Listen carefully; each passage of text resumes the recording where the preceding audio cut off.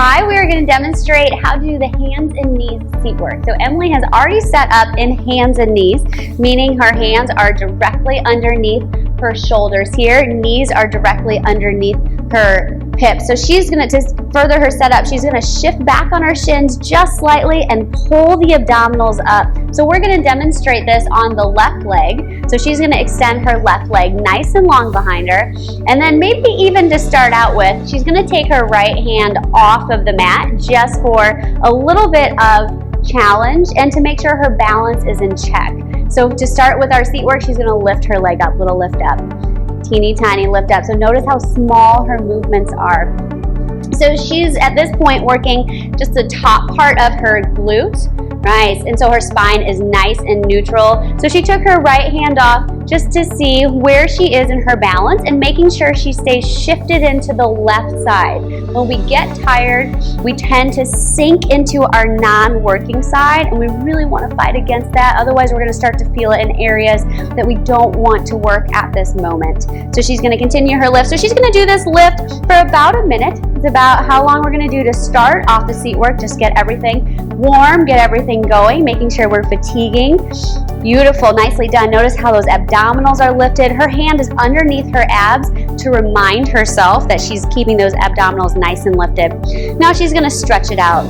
Little stretch. So the stretch comes from the knee. So it's relaxing the leg a little bit and then lengthening it. So it's like stretch, just pulling it nice and long, nice and long. So as she's doing this, she wants to make sure she's not feeling it in the hamstring so much as she is in the glute. So if she wants to relax her foot a little bit, you can. So sometimes at home, if you're feeling it in the hamstring, it's just like feel it almost cramping a little bit, then relax your foot, right? We don't need to necessarily point or flex here. We want to feel it in the glute muscle. She looks awesome. Hold your leg nice and long. Now we're going to move it 45 degrees to the left. Good.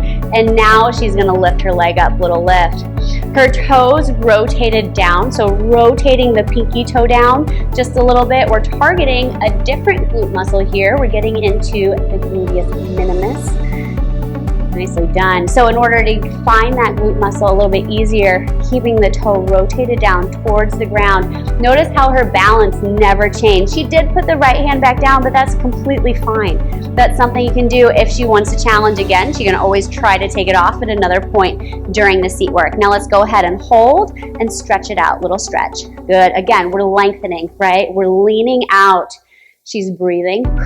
Notice her vision is just directly down, so the neck is nice and long. She's kept that really pretty S curve into her back. Little stretch.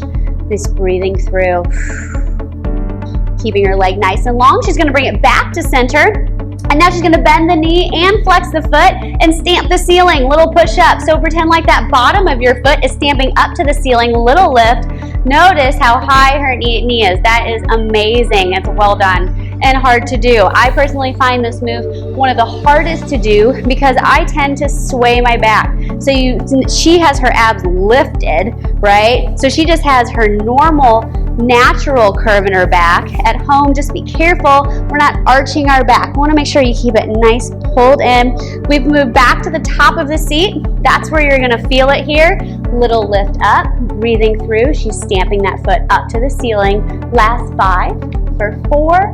Here's 3, 2. Now we're going to bring the right forearm down to the mat. Nicely done. Extending the left arm. She's going to open the hips here and extend that left leg nice and long. She has nice long limbs. There we go. And lifting your foot up towards the ceiling. Now notice she has her leg up there. She can lift that leg pretty high. If you can't lift that leg that high, then that is fine. It's something that you build up towards. For about 30 seconds or so, we're going to keep that leg going. Just see how small our movements are?